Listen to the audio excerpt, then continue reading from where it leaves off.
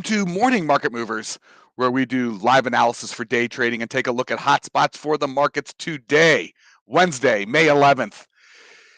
My name is Todd Rich. I'm with Nadex. With me, the CEO of Keep Trading Simple, Brian Caprice.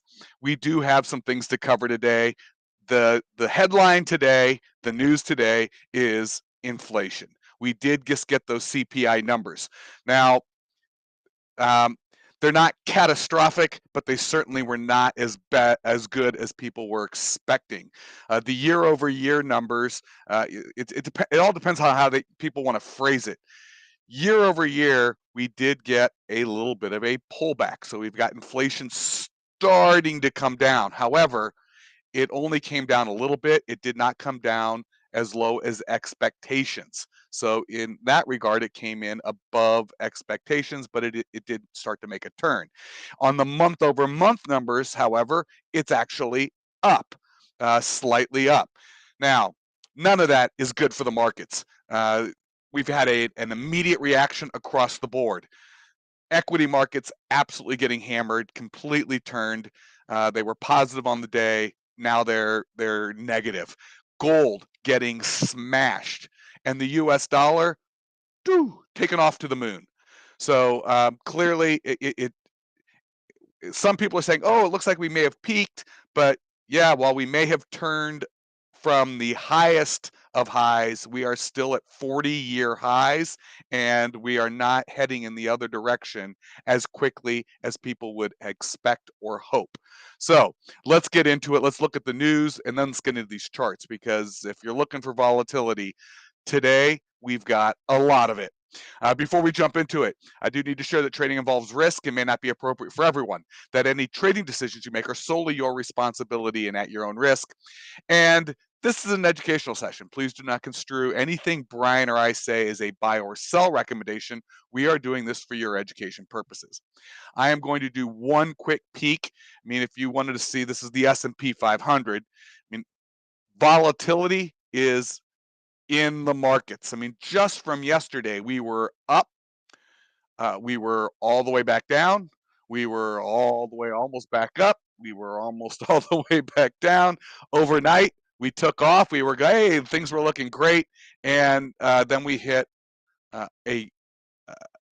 lightning hit the markets. This is the Fed releasing, or not the Fed. This is the CPI numbers coming out.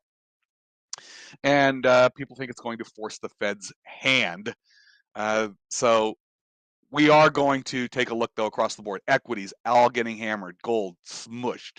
The dollar, and you could pick any dollar pair. Brian will probably show you a couple. I think the yen might be the fun one to show, but it's the dollar's just taken off to the moon.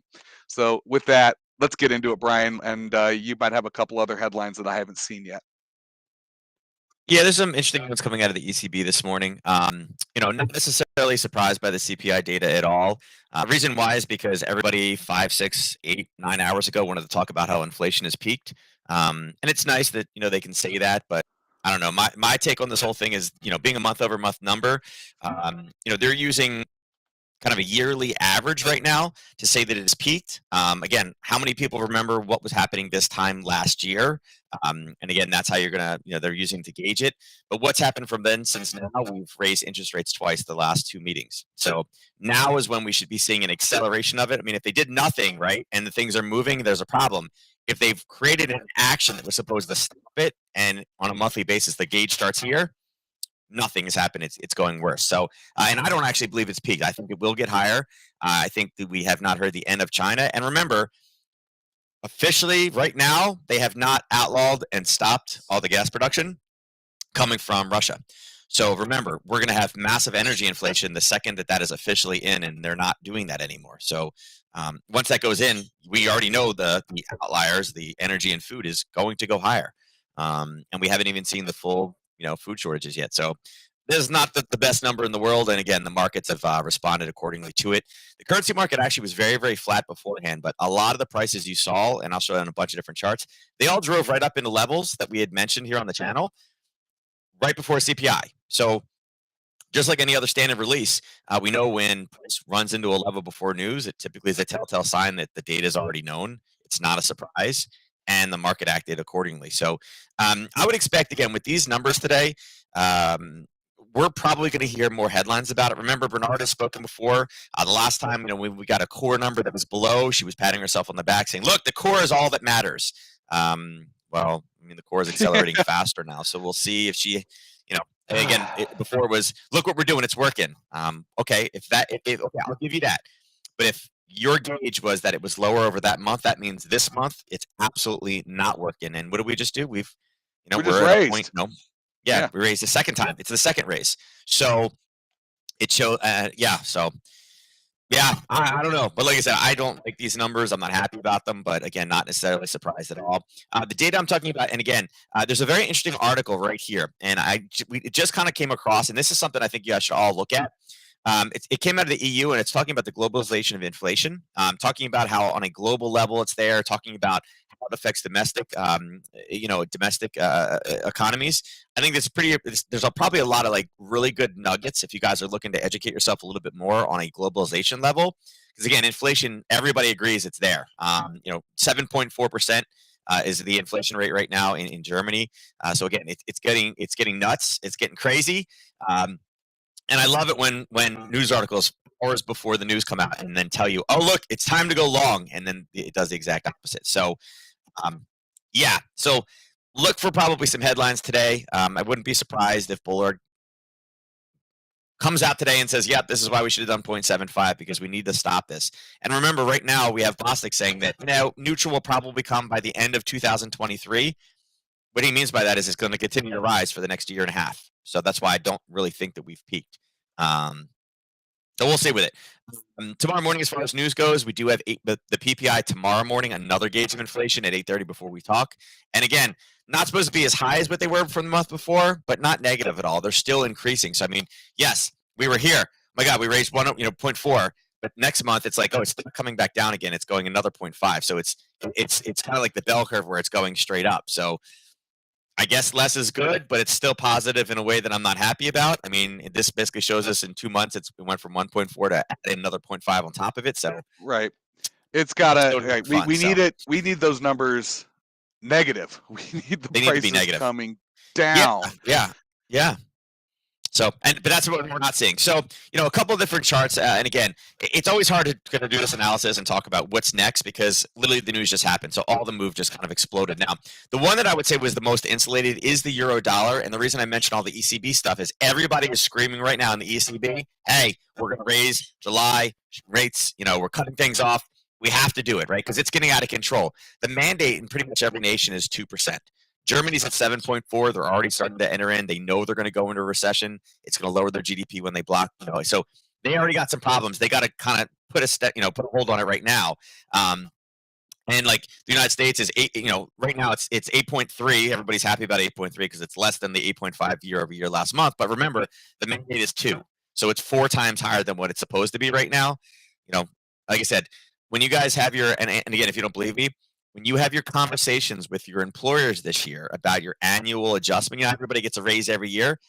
If it's anything less than 8%, you're losing money. So you need to go in there and say, hey, listen, the year-over-year inflation rate is 8.5%. Right. You're going to give me a 2% cost of living adjustment. You need to kick that one up and then see what your employer says about it. So that's kind of what we're looking at, right, with it. So, but a couple of the other ones, again, I wanted to cover dollar yen. So dollar yen, we mentioned that 130 is kind of like a magical number. And yesterday, in both sessions, we talked about how, again, 130 had been chopped through, so we couldn't take any long opportunities, but we were looking at 129.68. If you don't believe me, go back and watch all the recordings. We've been talking about this. If I extend this across, you guys can see exactly what it ran into. There's your explosion off of it. Now, this is one of those ones. It actually hit at 5 o'clock in the morning, but the Europeans did nothing but send it down. It took a little bit of a bounce. And again, whether you took the zone by itself or you took the confirmation, it came up at base and pulled back again. It literally drove right into there before news and then exploded. So I always get asked these questions after the fact, like, how did you know it was going to do that? The answer was I didn't know it was going to do that, right? I don't have a crystal ball. I can't see the future. But scenarios like this, I'm using past price action, combining it with other strategies where people are going to do things. This one, it ended up going 2 hours early, but the end result was exactly the same. It blew off of that. So again, seeing this kind of pre-movement down is always great before a major news release, especially with something like CPI. Now, the reason I wanted to bring it up is there is 2 levels, okay? There's a 31.19 at top, and again, this is kind of the full extension of that fib. There's also a level right here, and I like the way that it's drawn. It is kind of at a, again, if we draw from the top down, you guys can see that it is right around the 61.8. So there is some reason to sell it here. The problem with this one is, again, inflation, interest rates, those tend to be fundamental changes in the market. But as of right now, if you remove all the fundamental factors, all the opinions, everything out there, and if you are a purely 100%, not 99.9, if you're purely a 100% technical trader, this is a parabolic retracement setup. Now, it is a little bit iffy because, again, we are getting close to the retail trader kind of step in at 9:30. But right now, with an explosion forward like this into an area that, again, on a more near term, right, it is a 61.8. There are sellers there. They have been not really confirmed, but we know that they've been in the past. They kind of halted it. Question is do you take the rollover? And again, a true parabolic retracement move will bring this all the way back down here to 129.93. Now, I'm going to say this. There could be a comment that comes out that they're saying, yes, although we're disappointed in the inflation number, we believe that everything we have is working, that this is just kind of a one-time blip, that the 0.5 hasn't had an opportunity to work yet. But we're going to stay with the 0.5. Maybe even we'll go to 0.25 because, again, 0.75 is off the table. That's a very weak dollar statement that would send it right back down again. So, yeah. And again, they're trying to, I don't want to say price stability because it's not their main job, but they like price stability. So wouldn't necessarily be surprised for those of you that are a little bit more aggressive. Again, it's after the news right now. So a lot of the volatility has been sucked out of contracts. Could you grab like a small 2 hour? I mean, we are approaching that 9 o'clock. Could you look for something like a 9 to 11 2 hour? Sure. Because remember, every retail trader and their mother right now is going to be like, hey, listen, this is what we got to do, right? This is like Bitcoin at 68,000. Everybody had to buy it, right? Because it was the best thing ever because it was going to 100, right? So when everybody does this is a parabolic move, and then again they tend to retrace. So, again, it's the original trade we talked about the last couple of days. It's done. We've punched up. There is another level here. It is at a level where, again, we know it's a 61.8 pullback. We do know that it is a prior level, and again, you can see that it is significant. There's of the big draw, it was the 23 on the pullback. It held a little bit, but we know there was a level in there anyway. So watch out for that one. Pound dollar. Okay. Pound dollar is another one we've been following this week. We've talked about how it's been in the channel. We mentioned that 123.85 and 122.53 were the important ones. Again, the blue one I mentioned what this was yesterday. This was a knockout. It's obviously over at this point. But if you continue this across, again, 5:30 this morning, we talked about a European reversal time, 10:30, 5:30. Europeans sent it right up into a level. And look at that. The Europeans magically reversed it, continued it down. It pulled up right here, right before news. And then when the news came out, this one dropped 85 pips instantaneously. But it dropped 85 pips, but it already kind of did what? It already rolled off a zone. It gave you a pullback. And remember, we sell on the pullbacks and right down. So again, another one of those ones. I would say look for the 122.53 area, for a potential reversal this morning. Just because, again, they are going to want to take profits from this one, but it is more of it's not a true fundamental change because it's not the interest rate change. It's just the inflation that drives it. Yep. The expectations of the Fed making a move. It's the expectation. Yep. Now, here's the Aussie dollar. Again, we bounced off that lower level before. We were talking about if we could get a base over here and then have the CPI number come out. It didn't. It actually rallied back up again. And all it did was go back up and got a better price to go in. Dollar Swiss also came back down. We talked about a contract here, and it kind of went down to the same level, did the same thing. Looking at the overnight, you're like, no, you're going away from parity, right? Well, this drove it right back up again, and we're within 50 pips. So they're all kind of the same type setup. Dollar CAD is another one. We talked about this level that we ground through. Yeah. And all it did, guys, it did the same thing. In the overnight, it went right back down again. It literally sat and was waiting on top of that zone. And again, we talked about this, how old becomes new, particularly with supply and demand. It already been confirmed, so we knew it was good. And that was like riding along the top before news. And it's like, okay, so what could happen? Well, if they mess up CPI. And even with the dollar CAD, 85 pips instantaneously. So again, will there be a retracement? This one probably has the potential to do it. Kind of sitting in this level right here. But remember, this one is also associated with oil a little bit, and oil is back up to the 102.58 range. So a lot of kind of retracement out there. Obviously, gold and silver, both of them got kind of hammered on this one. Again, gold kind of came up, and it was kind of stabilizing right above the 23.6. But keep mentioning this again. Every time gold rallies up again, look for an opportunity chance to sell it. To sell. I mean, I keep saying it. I mean, it's like here, here, here, and again, this is quite a large drop. This is what, 20 something dollars in a fraction of a minute. If you want to see like an identical mirror chart, silver looks exactly the same, and this was that old level we talked about, but it's the same thing, right? It rallied up, it was waiting for that data to come out, and then boom, an immediate crunch back down. By the way, we talked about getting down to potentially 21. Like we talked about this black line, 2150 is our first target. You see how it came down yesterday and then just stuck on the 2150? It just shows you how psychological these numbers are for the human brain. And then we did get down, and we got down to 2115. We knew we had buyers coming at 2111, but man, if we get some headlines, we could get down to 21. Like I said, my goal for this week is 21 on this one. We got really, really close, but I knew 2150 would be the first target. We've hit it. We've pulled back up again. They're finding some more sellers, and they're kind of on the way. So also note that one, just so you guys understand, with the dollar, here's the Bitcoin crash, right? Yeah. And I don't want to say crash, but like, Bitcoin was kind of basing. It pulled back up again before the news. Remember, the dollar interest rate rising will bring more money to the dollar. And it's not just like individual investors. It's not just you and I. Large banks and institutions are like, wait a second, if I park my money over there, I'm making how much? How much is it making in my account right now? Yeah. Okay, gotcha. We're going to put it there because it's guaranteed money, right? It's, federal deposits are guaranteed. They're getting that interest rate. It's guaranteed money for them. So it will bring more big money in. And as soon as that came out, they're like, yeah, they're going to raise. They're definitely doing it again. Maybe even more than we thought. Again, Bitcoin down 5.6%, Ethereum down 7.5%. The charts look exactly the same. Dogecoin, it's pulling back right now. It's down 18%. It's down at 8 cents. And normally, I mean, look at this one. We're normally talking about 14 cents. I mean, thankfully, it's pulling back. It made it all the way down to 7 cents. It didn't break through. It was 7 cents and 0.08 of a penny after that. But 18% down. And again, it goes back to, money in the dollar is guaranteed when it's in a bank. And again, we've broken through that 104. Indices obviously don't like it. Yeah, let's see the matter. indices, because I definitely want to do the indices before we call it a day. Yeah, I mean, we pulled down yesterday. We talked about that level. It rallied back off. Again, aggressive entries on this one. You would have been looking for entries right here. And again, all it did was it did the same thing. It based. That was the last time that we had a big driving force down. The news absolutely shot it down. I would say none of the data today is beneficial for the indices.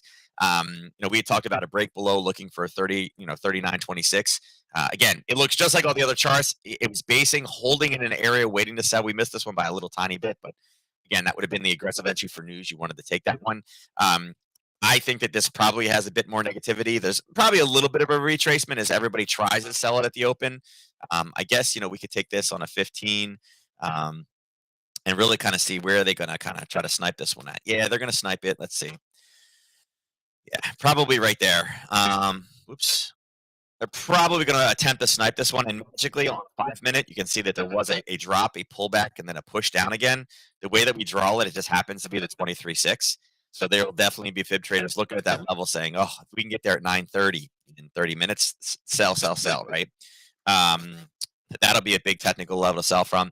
NQ, it looks exactly the same. And by the way, the zone that we had marked off yesterday that we had 2 other entries, there's your entry again. It was sitting in that level at news, immediately pushed down, went all the way down to the other level. And again, we had a Harry Potter trade set up at 12.102. Kind of the same thing. If we get a pullback, again, any type of a push below and pull, again, I think 11,799 could be on the cards for today. YM, kind of the same thing. Now, this one had a little bit more of a draw. We didn't really like any of the zones in this one. It did come up, and it was kind of holding and basing and kind of standing in there. I wouldn't say that this one was as easy as the other ones, but it kind of did the same thing. And we talked about levels lower. We knew yesterday that 31,769 was a decent level. It kind of turned from that, and that's where it's getting stuck at right now. I would say of all of them, and right now YM is actually technically down the least. It could be considered the strongest. The core number not being as good as expected will hurt this one a little bit more. But I would say that if you were looking for long, YM is probably the way to do it today. The Russell, I would probably stay away from. The Russell also, we had talked about a target, and it blew through yesterday and kind of hit it. It's down 0.6. It's right behind the Dow. But remember, and again, you can see how close we missed the top height. It was holding right there, kind of the same thing. Here was the takeoff point for the previous one. So it was also a short at the open. I would say watch the Russell the most today, because not watch it, but be careful with it. Again, they mention anything about rising. I mean, they're going to try to put whatever positive spin as possible, but the reality is, if it's continuing to rise, they're going to have to raise it more, maybe at a faster pace. That will eventually Oh, hurt the Russell the most. So, the most. Yeah, for sure. The smaller businesses. yeah, the smaller businesses. So, it's a hard one. And then again, it is 9:05, so I do want to get rolling. But if you guys do want to see a little bit more education today, there is an article. It is over here about the craziest charts right now. The 15 craziest charts. I mean, it's just unbelievable. The pandemic stocks taken to the woodshed, housing stocks all the way down, Russell stocks, in a depression. It shows you new highs. There's some crazy ones in here. Bonds. Look at the bond here. Bloomberg's bond aggregate down 10% for the year. So again, flight to safety is hard. PIMCO down 39%. And again, PIMCO is like the one that everybody has. Value stocks. Where was the other one? Fintech is getting routed. Big tech. The bizarre economy is an interesting one too. Housing, we can't finish houses. Housing starts versus completed. Look at the mortgage rates are going nuts. Mortgage rates started off the year at 2.5. Now they're at 5.1. And we just started the interest rate rising cycle. Yep. So, we talk about things that lead us into a recession. If you guys remember the last one, the housing bubble, it was like, holy crap, we can't afford these things. We can't make the payments. Things aren't going up. You don't have a whole lot of motivation to refi now. Back here when it was even below 3, yeah, I could refi. I can save some money, right? Because historically it's low. Now that it's doubled, do you think anybody's really doing refis? Probably not really, unless they have. And those rates can go higher. I mean, my first mortgage was in the teens. I think they will go higher. Yeah.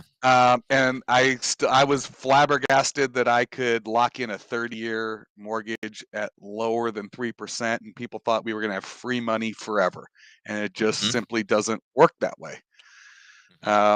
So that money, that flow of money, it can't. They've got to stop it. So, yep. A real challenge of the Fed to do that and not completely implode the economy. Yeah, like I said, it's a hard time. They got a very, very difficult job. I mean, I make fun of them all the time, but it is a very difficult job that they have.